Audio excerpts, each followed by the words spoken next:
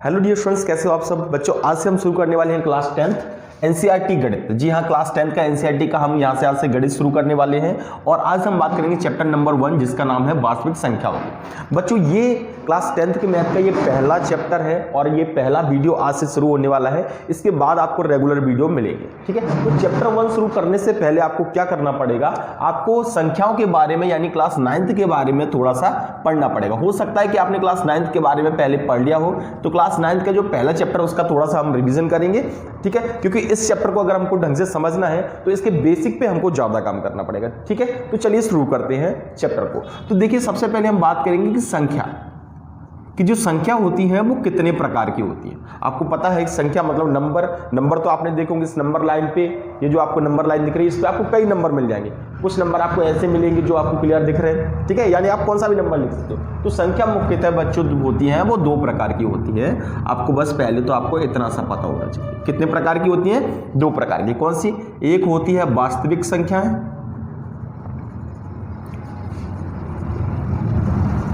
और दूसरी होती है काल्पनिक संख्या। क्लियर? तो आपको याद रखना है कि संख्याओं को हम हमेशा कितने वर्गों में बांटते हैं, 2 भागों में बांटते हैं। पहला होता है वास्तविक संख्या, दूसरा होता है काल्पनिक संख्या। हमको पढ़ना है वास्तविक संख्या। अब वास्तविक संख्याओं को भी, ठीक है, वास्तविक संख्याओं को 4 भागों में बांटा गया। कौन कौन से भाग हैं? पहला भाग है यहां पे प्राकृत संख्या, दूसरा भाग है पूर्ण संख्या, तीसरा है पूर्णांक और चौथा है परिमेय संख्या और लास्ट है यहां पे 5वां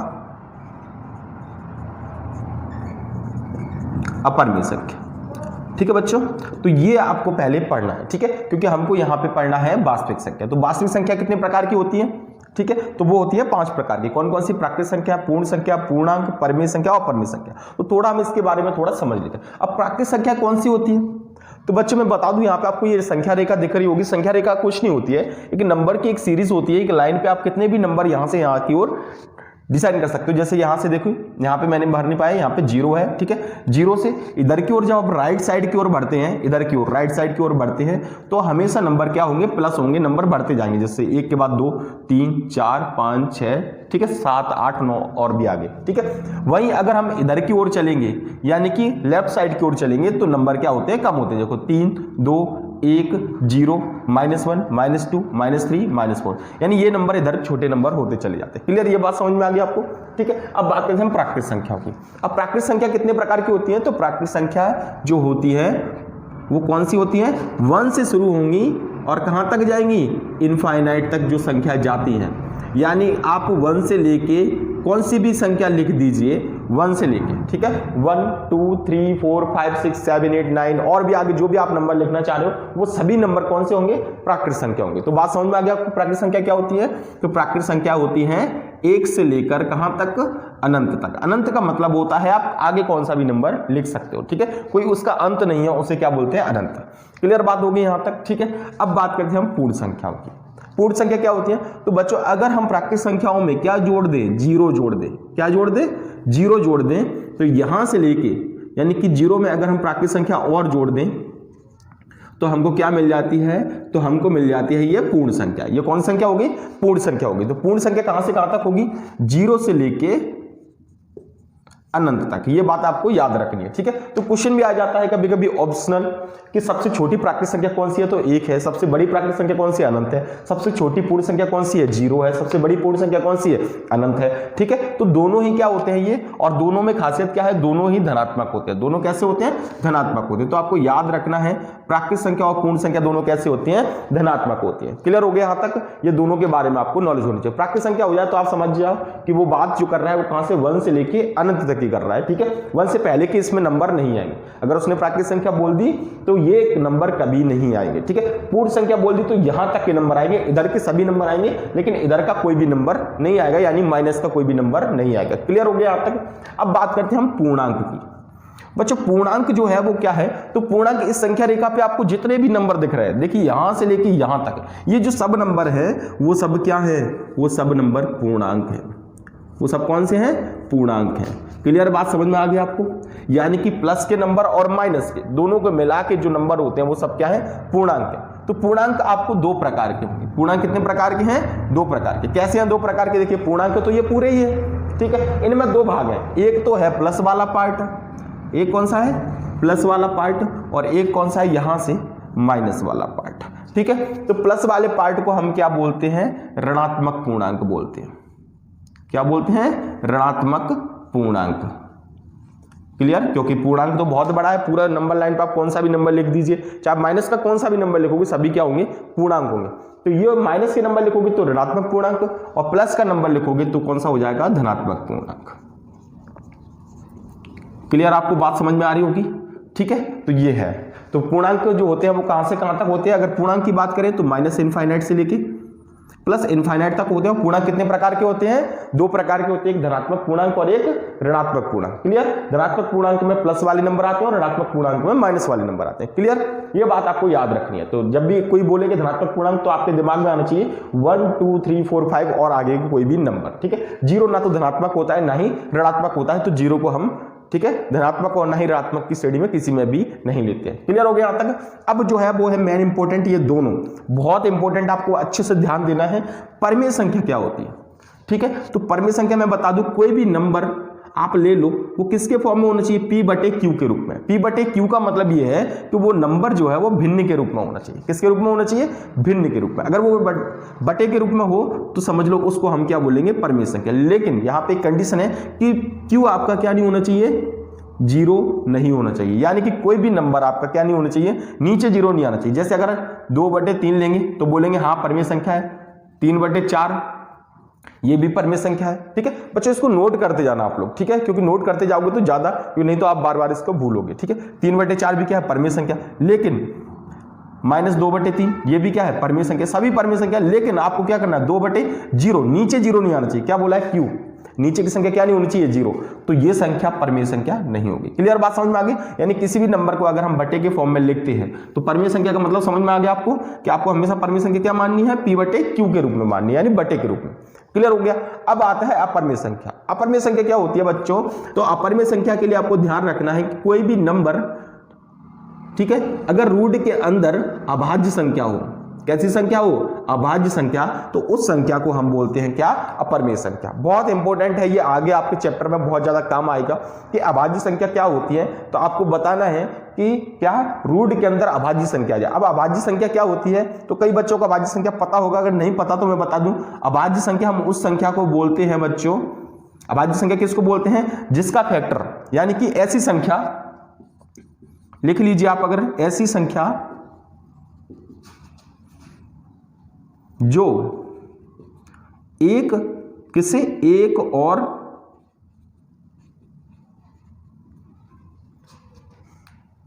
जो केवल एक और स्वयं से विभाजित हो। बात याद रखनी है आपको, अभाज्य संख्या कौन सी संख्या होगी, ऐसी संख्या जो केवल एक और स्वयं से, इससे एक और स्वयं से, ये बहुत इंपॉर्टेंट है, एक और स्वयं से विभाजित हो। यानी कि ऐसा नंबर आपको देखना है कहीं पे भी, कौन सा भी नंबर हो वो ऐसा नंबर देखना है जिसमें एक से भाग जाए और किससे जाए, स्वयं से जाए। दोनों से भाग जाना चाहिए, एक से भी जाना चाहिए और उस नंबर से खुद से जाए, और किसी से नहीं जाना चाहिए, ठीक है। जैसे हमने नंबर ले लिया, यहां पे देखिए 1 2 3 4 5 6, इतनी नंबर बहुत है। इसमें हम चेक करते हैं कौन सी भाज्य कौन सी अभाज्य। देखिए एक में अगर हम भाग देंगे तो सिर्फ एक से ही जाएगा, किससे जाएगा, सिर्फ एक से ही जाएगा, इसके अलावा कोई और नंबर है ही नहीं, ठीक है। तो इसीलिए हम इसको अभाज्य नहीं मानते। तो एक को आपको कभी भी अगर बोलेंगे एक अभाज्य संख्या है या नहीं, तो आपको कहीं ये नहीं कि एक से भाग जा रहा है तो ये क्या होगी, अभाज्य होगी, नहीं, ठीक है। तो एक से, तो एक जो संख्या है वो कोई ना तो अभाज्य है, ठीक है, अभाज्य है नहीं है। अब दूसरे को देखो, 2 नंबर को देखिए, 2 में देखिए एक से भाग जाता है, देखो एक से तो सभी नंबरों में भाग जाता है, ठीक है, और किससे जाएगा, 2 से जाएगा, इसके अलावा किसी और से जाएगा क्या। देखिए मैंने क्या बोलता है, ऐसा नंबर जो किसा है, एक से भाग चला जाए और स्वयं से जाए, यानी उसी नंबर का हम उसी नंबर में भाग दें और भाग चला जाए, कोई शेषफल ना बचे तो समझ लो वो क्या है, एक अभाज्य संख्या है। ठीक है, 3 में भी यही हाल है, देखो 1 से भाग जा रहा है और खुद 3 से जा रहा है, इसके अलावा और किसी से नहीं जाएगा, तो ये भी क्या है, अभाज्य संख्या। ये 2 और 3 क्या है, अभाज्य संख्या। 4 देखिए, 4 में 1 से तो जाएगी, 1 से तो जाना ही है, क्लियर। अब 2 से भी भाग जा रहा है, देखो 2 दूनी 4, जा रहा है कि नहीं पूरा भाग, ठीक है। और 4 से भी जा रहा है, यानी कि इसके तो ज्यादा फैक्टर हो गए, 1, 2 और 4, ठीक है। तो इसको हम क्या है, अभाज्य संख्या नहीं बोलेंगे, ठीक है। 5 में देखिए, 5 में 1 से भाग जा रहा है कि नहीं, और किससे जा रहा है, सिर्फ 5 से जा रहा है। तो बताइए, तो ये भाज्य है अभाज्य है, बताइए। आप खुद दिमाग लगा के यहाँ पे जो मैंने बोला उससे आप दोबारा से देखिए अगर आपको नहीं समझ में आ रहा, ठीक है। तो ये क्या है, भाज्य है, क्योंकि ये इसमें सिर्फ 1 से भाग जा रहा है और स्वयं से। देखो 1 और स्वयं से भाग जाए, किससे जाए, 1 और स्वयं से अगर वो नंबर विभाजित है तो उस संख्या को हम क्या बोलेंगे, अभाज्य संख्या बोलेंगे। क्लियर, बात समझ में आ गई आपको, ठीक है। ऐसे आपका 6 आपका अभाज्य नहीं है, क्यों नहीं है, क्योंकि 1 से भाग जा रहा है, 2 से जा रहा है, 3 से जा रहा है, ठीक है, और 6 से भी जा रहा है, तो ये तो अभाज्य होगा ही नहीं। क्लियर, तो आपको समझ में आ गया। तो कौन सी संख्या होंगी ऐसी, अब आप दिमाग लगाइए, तो कौन कौन से नंबर होंगे, देखो 2, 3, ठीक है, 5, 7 और 11 और भी है आगे, ठीक है। तो इन नंबर्स को अगर हम रूट के अंदर लिख देते हैं, किसके अंदर लिख देते हैं, रूट के अंदर, तो ये सभी नंबर क्या कहलाएंगे बच्चों, ये सभी नंबर कहलाएंगे क्या, अपरिमेय संख्या। अपरिमेय संख्या आपको समझ में आ गई, ठीक है। रूट के अंदर कैसा नंबर होना चाहिए, अभाज्य नंबर होना चाहिए, अभाज्य संख्या होनी चाहिए। अगर अभाज्य संख्या होगी तो ही हम उसको क्या बोलेंगे, अपरिमेय संख्या बोलेंगे, अदरवाइज अपरिमेय संख्या नहीं बोलेंगे। क्लियर, बात समझ में आ गई। ये बात बहुत इंपॉर्टेंट है, आप इसको नोट कर लीजिए, सभी क्वेश्चंस को नोट कर लीजिए। और बात करते हैं यहाँ पे, ये तो हो गई वास्तविक संख्या। काल्पनिक संख्या वैसे तो हमारे में है नहीं है, लेकिन मैं आपको बता दूं, काल्पनिक संख्या उस संख्या को बोलते हैं अगर रूट के अंदर माइनस की संख्या आ जाए, किसकी संख्या आ जाए, माइनस का नंबर आ जाए, ठीक है, और वो कैसा होना चाहिए, अभाज्य, तो उसको हम क्या बोलते हैं, काल्पनिक संख्या बोलते हैं। ये आपके काम का बिल्कुल भी नहीं है, आपको सिर्फ वास्तविक संख्याओं के बारे में पढ़ना है। तो सभी को बिल्कुल नोट कर लीजिए, ये था 9th क्लास का बेसिक। अब बात करेंगे हम देखिए नंबर सिस्टम को समझने के बाद अब हम बात करते हैं यूक्लिड विभाजन प्रमेय का। ये इस चैप्टर का आईएमपी है, खास करके एक्सरसाइज नंबर 1.1 के लिए बहुत ज्यादा इंपॉर्टेंट है। सभी सवाल जो हैं वो इसी प्रमेय की सहायता से होने वाले हैं, ठीक है। तो यूक्लिड विभाजन प्रमेय का है क्या, चलिए हम समझ लेते हैं। देखिए यूक्लिड जो है वो एक वैज्ञानिक, एक जो है गणितज्ञ का नाम है। किसका नाम है, गणितज्ञ का नाम है। गणितज्ञ कौन होते हैं, जो फॉर्मूला वगैरह के लिए जो रिसर्च करते हैं, ठीक है, जो मैथ में के एक्सपर्ट होते हैं उनको गणितज्ञ बोलते हैं। तो उन्होंने ही इस प्रमेय को लेके आए, ठीक है। और विभाजन का मतलब होता है भाग, विभाजन का मतलब क्या होता है, भाग, ठीक है। प्रमेय का एक कथन होता है, ठीक है। तो हम इसके बारे में समझेंगे, भाग के बारे में थोड़ा सा हमको समझना पड़ेगा, उसके बाद आपको यूक्लिड विभाजन प्रमेय के बारे में हम बताएंगे, ठीक है। तो भाग के बारे में पहले बता दूं, जैसे हमारे पास हमने 20 में हमने, ठीक है, 8 का भाग दे दिया। किसका भाग दे दिया, 8 का भाग दे दिया। तो आपको पता है, ठीक है, इसको हम क्या बोलते हैं, जिसका भाग दिया जाता है उसे क्या बोलते हैं, उसे भाजक बोलते हैं। क्या बोलते हैं, उसे भाजक बोलते हैं। क्लियर, ये बात आपको पता होना चाहिए। अगर पता है पहले से तो अच्छी बात है, नहीं पता तो इसको नोट कर लेना आप, ठीक है। और इसको बोलते हैं भाज्य, ठीक है। जिसको विभाजित किया जाता है उसे क्या बोलते हैं, भाज्य बोलते हैं। और जितने विभाजित किया जाता है उसे क्या बोलते हैं, भाजक, ठीक है। ये दोनों बात क्लियर हो गई, ठीक है। जिसमें भाग दिया जाता है उसे भाज्य बोलते हैं, और जिसका भाग दिया जाता है उसे क्या बोलते हैं, भाजक बोलते हैं। और जब भाग देते हैं, जैसे यहाँ पे, ठीक है, भाग देने पर आपको 2 चीजें प्राप्त होती हैं। पहला जो आपको ये, इसको क्या बोलते हैं हम, जो इसको बोलते हैं भागफल। क्या बोलते हैं, भागफल। और इसको बोलते हैं शेषफल, ठीक है। ये 4 बातें आपको क्लियर पता होना चाहिए, ठीक है। ये भाजक है, ये भाज्य है, ये भागफल है, और ये क्या है, शेषफल। नोट कर लेना, बहुत ज्यादा इंपॉर्टेंट है, पता है तो बहुत अच्छी बात है। क्लियर हो गया। अब इसमें क्या होता है, एक संबंध होता है, ठीक है। प्रमेय का मतलब क्या होता है, एक सिद्ध किया हुआ कथन है, ठीक है। तो क्या संबंध होता है, वो संबंध ये होता है, आप इसको नोट कर लेना कि भाज्य बराबर होता है भाजक इंटू भागफल और प्लस शेषफल। ये क्या है, अब आप बोलोगे ये क्या है, तो बच्चों ये एक संबंध होता है। इस संबंध क्या होता है कि भाजक, भाज्य और भागफल में ये क्लियर होता है। इसका मतलब ये है कि जो भाज्य का जो मान होता है, भाज्य का जो मान होता है वो क्या होता है, भाजक और भागफल के गुणनफल और शेषफल को जोड़ दोगे तो आपको किसका मान मिल जाएगा, भाज्य का मान मिल जाएगा। ये बात आपको याद रखनी है। क्लियर हो गया यहां तक, ठीक है। अब इसको और समझ लेते हैं। जैसे यहाँ पे ये आपको बात नहीं समझ में आ रही तो मैं यहाँ पे लिख देता हूं एक बार और समझने के लिए। देखिए भाज्य बराबर क्या है, क्या लिखा था हमने, भाजक इंटू भागफल और प्लस क्या है, शेषफल। यही बात बोली थी, ठीक है। रख के देख लेते हैं, भाज्य का मान कितना है 20 बराबर भाजक का मान कितना है 8, भागफल कितना है 2 और शेषफल कितना है 4। क्लियर। तो 20 बराबर यहाँ पे क्या 8 दूनी 16, 16 और ये 4, तो 20 इक्वल टू क्या आ गया 20। देखिए आ गया कि नहीं, ठीक है। तो ये एक संबंध है, ठीक है। तो आपको याद रखना है बस इसको। क्लियर सी बात है। अगर आपको अपना भाग चेक करना है कि हमारा भाग सही है या नहीं है, तो आप इस मेथड से आप इसको, ठीक है। अगर ये नहीं आया तो आपके भाग में कहीं ना कहीं कोई गड़बड़ी हुई है, ठीक है। अगर ये दोनों बराबर आ गए तो हमारा भाग सही है। क्लियर बात होगी यहां तक, ठीक है। तो युगल विभाजन प्रमेय में आपको पहली बात आपको ये याद रखनी है, ठीक है। दूसरी बात जो कि बहुत इंपॉर्टेंट है वो है शेषफल से रिलेटेड बात है। किससे? शेषफल से। शेषफल से रिलेटेड क्या है, देखिए मैं आपको कुछ यहां पे बता रहा हूं कि जो नंबर होता है, जैसे हमको क्या है 4 से मुझे भाग देना है, ये लीजिए मैं 5 से भाग दे रहा हूं, किस में दे रहा हूं 6 से दे रहा हूं, ठीक है। 6 में दे रहा हूं और 5 का ही भाग दे रहा हूं, 7 में भी दे रहा हूं और 5 का ही भाग दे रहा हूं, ठीक है। 8 में भी दे रहा हूं और 9 में भी दे रहा हूं, ठीक है। और 10 और 11 और 12 और 13 और 14, 15 और 16। अब बच्चों देखना आप यहां पे बहुत ध्यान देने वाली बात है, सभी में हम किससे भाग दे रहे हैं 5 से भाग दे रहे हैं। किससे भाग दे रहे हैं 5 से, ठीक है। ये पहली बात क्लियर हो गई आपको, ठीक है। पहले इसको नोट करना है, फिर इस नियम को याद रखना है, ठीक है। दोनों हो गई। अब देखो मैंने ऐसा क्यों लिखा है उसका भी मैं आपको रीजन बताऊं। 5 में आप भाग दीजिए, पहले इसमें दीजिए, 6 में दीजिए, तो देखो 5 एकन 5, एक बचा शेषफल और यहाँ पे 1 आ गया, ठीक है।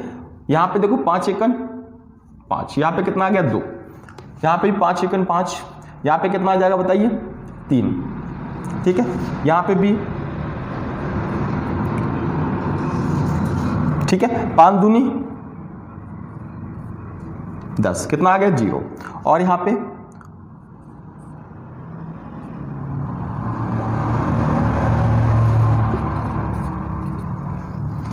देखिए बच्चों ध्यान से आपको देखना है इसको।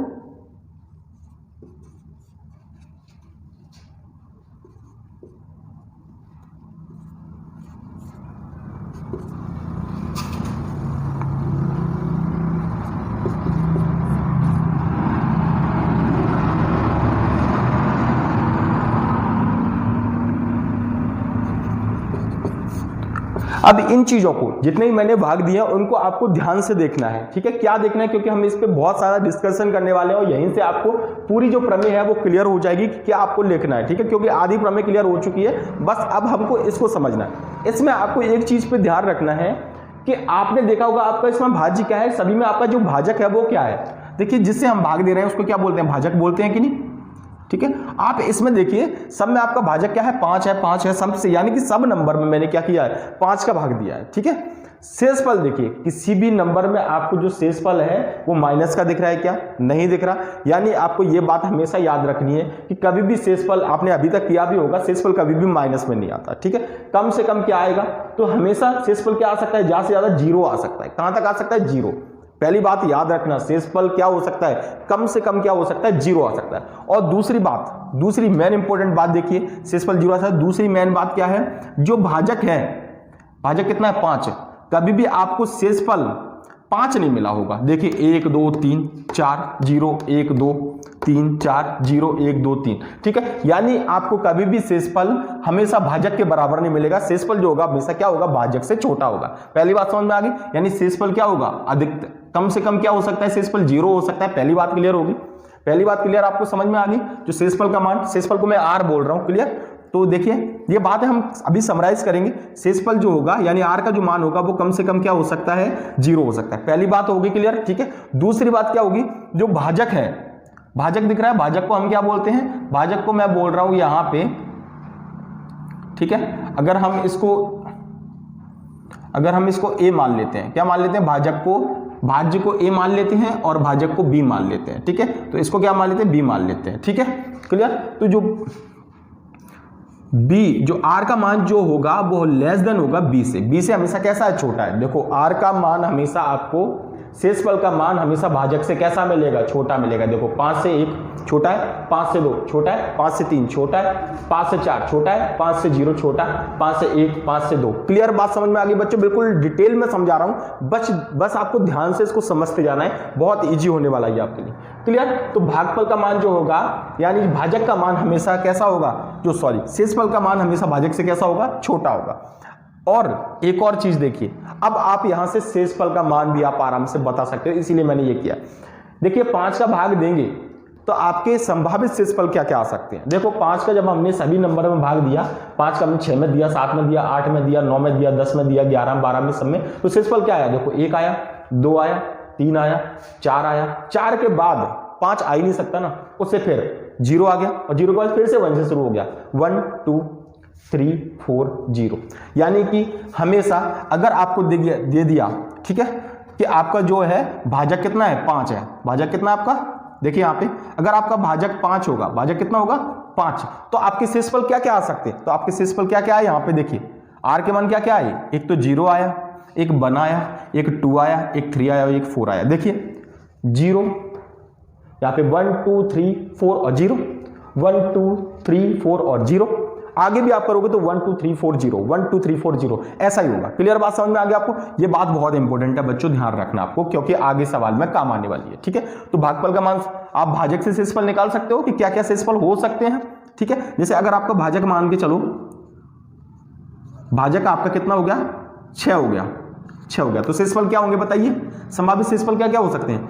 0 1 2 3 4 5 6 नहीं हो सकता। क्लियर? तो आपको क्या करना है, 0 से शुरुआत करनी है और उस एक नंबर से उसको कम कर देना है। तो बस इतनी सी बात आपको याद रखनी है, बहुत इंपॉर्टेंट बात है बच्चों, याद रखना है, ध्यान रखना है इस बात को, कैसे भी करके आपको। ठीक है, तो शेषफल निकालने आ गया आपको। संभावित शेषफल कितने बच्चों को क्लियर हो गया? बिल्कुल। अगर आपको ये वीडियो पसंद आए तो वीडियो को लाइक कर दीजिए और कमेंट जरूर कर दीजिए। ठीक है, अब देखो ये शेषफल निकालने आ गए। अब हमको क्या करना है, यहां पे हमको इस बात को लिख देना है कि जो पहली बात तो ये हो गई। ठीक है, दूसरी बात क्या है यहाँ पे? दूसरी बात ये है कि जो r का जो मान है वो लेस देन क्या होता है, b होता है, और कहां तक जाता है बच्चों? 0 तक। ठीक है, ये दोनों चीजों को आपको नोट कर लेना है। ये दोनों चीजें समझ में आ गई, ये दोनों बातों से मिलकर ही ये पूरी प्रमेय तैयार हो जाती है, बस, और कुछ भी नहीं है। ठीक है, डिटेल में इसीलिए समझा रहा हूं, सवाल आपको आराम से आ जाएंगे इसीलिए। ठीक है, अब देखो भाज्य को हमने क्या माना है, भाज्य को हम मानते हैं हमेशा a मान के चलेंगे। भाज्य को क्या मानेंगे? a। अगर मैं भाज्य को a मान लूं, ठीक है, भाजक को b मान लूं, यानी a और b 2 नंबर हो गए। ठीक है, उसमें जब भाग देंगे तो आपको 2 चीजें मिलेंगी, एक तो भागफल और शेषफल। भागफल को q मानेंगे और शेषफल को क्या मानेंगे? r। तो आपको हमेशा याद रखना है a बराबर bq प्लस r। ठीक है, तो हम इसको इस तरीके से लिख सकते हैं बच्चों। इसको ही क्या बोलते हैं? इसको ही बोलते हैं यूक्लिड विभाजन प्रमेय का। क्लियर? आपको याद रखना है a बराबर bq प्लस r। a क्या है? भाज्य है, b क्या है? भाजक, q क्या है? भागफल, और r क्या है? शेषफल। क्लियर? और r की जो वैल्यू है वो हमेशा लेस देन b होगी। ठीक है, और कहां तक जाएगी? यहां से जाएगी 0 तक जाएगी। क्लियर? ये दोनों बातें आपको याद रखनी है। अब इसका मैं कथन लिख देता हूं।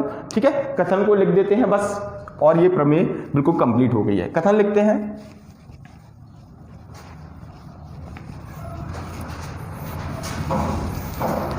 देखिए कथन लिखते हैं, युगल विभाजन प्रमेय का कथन लिख देता हूं। ये तो आपका रफ है, बिल्कुल समझाने के लिए था। ठीक है, कथन लिख रहा हूं मैं। कथन क्या होगा? कथन होगा 2 धनात्मक पूर्णांक a और b दिए रहने पर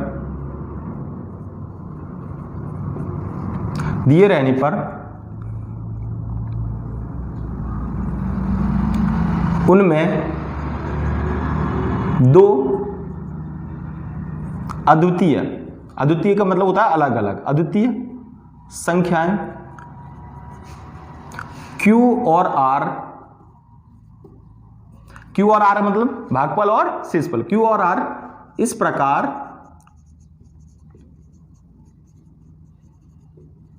विद्यमान है कि, किस प्रकार से विद्यमान है कि, बस बात यही है, बस लिख दो इसको।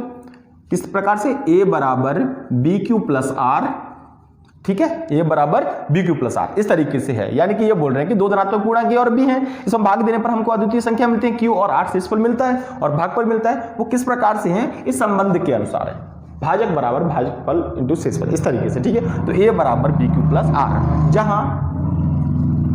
जहां पे एक बात और ये बहुत इंपॉर्टेंट है, r की जो वैल्यू है वो क्या है, भाजक से कैसी है, छोटी है, r लेस देन b, और कहां तक जाएगी बताइए, कहां तक जाएगी, 0 तक हो जा सकती है, यानी r का मान होगा वो। बच्चों यूक्लिड विभाजन प्रमेय को समझने के बाद अब हम समझते हैं यूक्लिड विभाजन प्रमेय के प्रयोग से हम क्या करेंगे, दो धनात्मक संख्याओं का एचसीएफ निकालेंगे, यानी कि एचसीएफ निकालेंगे लेकिन किसकी सहायता से, यूक्लिड विभाजन प्रमेय की सहायता से। अब किस तरीके से हम इसका एचसीएफ निकालेंगे वो हम कुछ स्टेप्स को समझ लेते हैं, उसके बाद आपके लिए एचसीएफ निकालना बहुत ही सिंपल हो जाएगा। तो ध्यान से इन स्टेप्स को थोड़ा समझ लीजिए। देखिए स्टेप 1 में क्या है, आपको 2 संख्या मिलेंगी, सिंपल सी बात है, कितनी संख्याओं का आपको एचसीएफ ज्ञात करना है, 2 संख्याओं का। तो देखो सबसे पहला आपको क्या काम करना है कि आपको 2 संख्याएं, दोनों संख्याओं में से बड़ी संख्या को भाज्य मानना है और छोटी संख्या को आपको क्या मानना है, भाजक मानना है। पहली बात क्लियर होगी। अब एक एग्जांपल और हम साथ में लेते जाते हैं तो आपको बिल्कुल क्लियरली समझ में आ गया। मान लो हमने एग्जांपल ले लिया कि हमको 6 और 20 का क्या निकालना है,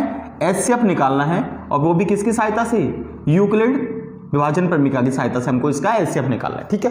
तो हम क्या करेंगे, सबसे पहले स्टेप को यहीं पे हम फॉलो करते जाएंगे और आपको ये स्टेप समझाते जाएंगे।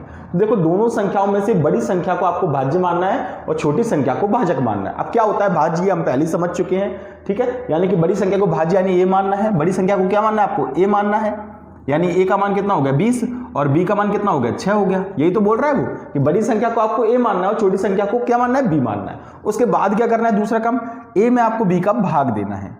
दूसरे स्टेप में देखिए a में b का भाग देना है, बहुत ही सिंपल तरीके से हम बता रहे हैं आपको, a में क्या करना है, b का भाग देना है। तो हम क्या करेंगे, बड़ी संख्या में 20 में कितने का भाग दे देंगे, हम 6 का भाग दे देंगे, क्लियर। अच्छा 20 में 6 का भाग देंगे तो देखिए क्या प्राप्त होगा हमको, 36 18 2 प्राप्त हो गया, क्लियर। भाग दे दिया हमने, जब भाग देंगे तो हमको क्या प्राप्त होगा, 2 चीजें प्राप्त होंगी। क्या होता है, देखिए जब भाग देते तो आपको भागफल q प्राप्त होता है और शेषफल क्या, r प्राप्त होता है, क्लियर। दोनों बातें होगी। अब आपको क्या q प्राप्त हुआ है, r प्राप्त हुआ है, ये देख लेते हो। देखो भागफल का मान कितना है, जब 20 में 6 का भाग देंगे तो भागफल आपका कितना आएगा, q का मान आएगा 3, ठीक है, और शेषफल का मान r का मान कितना आएगा, यहाँ पे 2 आएगा, क्लियर। ये बात होगी, ये आपके 2 स्टेप क्लियर हो गए, पहला स्टेप और दूसरा स्टेप क्लियर हो गया, ठीक है। ये आपको करना है। अब a b q r के मान को आपको किस में रखना है, यूक्लिड विभाजन प्रमेय यानी a बराबर b q प्लस r में रख देना, ये बात याद रखनी है। जो भी आपको पहले दोनों संख्याओं को भाग देने के बाद इन सभी मानों को आपको इसमें रखना है, ठीक है, a बराबर b q प्लस r। तो हम लिख लेंगे यहाँ पे a बराबर b q प्लस r। अब हमारे पास सभी मान है, इन सभी मानों को हम इसमें रख देते हैं। तो a का मान कितना है 20, ठीक है, b यानी भाजक कौन है यहाँ पे 6 जिसका भाग दिया है, और आंसर कितना आया था 3, और शेषफल कितना आया था हमारा 2, क्लियर। बात हो गई यहाँ तक, ये हमने लिख दिया। आपको सभी सवाल में यही करना है, ठीक है, ये रख दिया। अब आपको क्या करना है, देखो स्टेप 3 भी क्लियर हो गया, पहला स्टेप क्लियर हो गया, दूसरा स्टेप हो गया और तीसरा क्लियर, हमने क्या कर दिया, मान रख दिया। अब क्या करेंगे, देखिए अब आपको क्या करना है, स्टेप 4 फॉलो करना है। स्टेप 4 मोस्ट इंपोर्टेंट है, यहीं पे जो भी बात है वो समझने वाली बात है, वो स्टेप 4 की है, ठीक है। तो आपको स्टेप 4 को समझना है। स्टेप 4 में क्या है, देखिए बच्चों आपको शेषफल पे ध्यान देना है, पूरी तरीके से किस पे ध्यान देना है, शेषफल पे ध्यान देना। अब शेषफल पे क्या ध्यान देना है, आपको शेषफल का मान देखना है कि वो शून्य है या फिर नहीं है, बस इतनी सी बात आपको ध्यान रखनी है। क्या बात ध्यान रखनी है, भाग देने के बाद ये सब कुछ लिख दिया, उसके बाद आपको ध्यान रखना है कि शेषफल शून्य है या नहीं है। तो देखो अगर हम देखेंगे शून्य है यानी अगर शून्य होगा तो दिख जाएगा, नहीं होगा तो नहीं है, ठीक है। तो यहां पे क्या करेंगे, देखेंगे हम शून्य है या नहीं।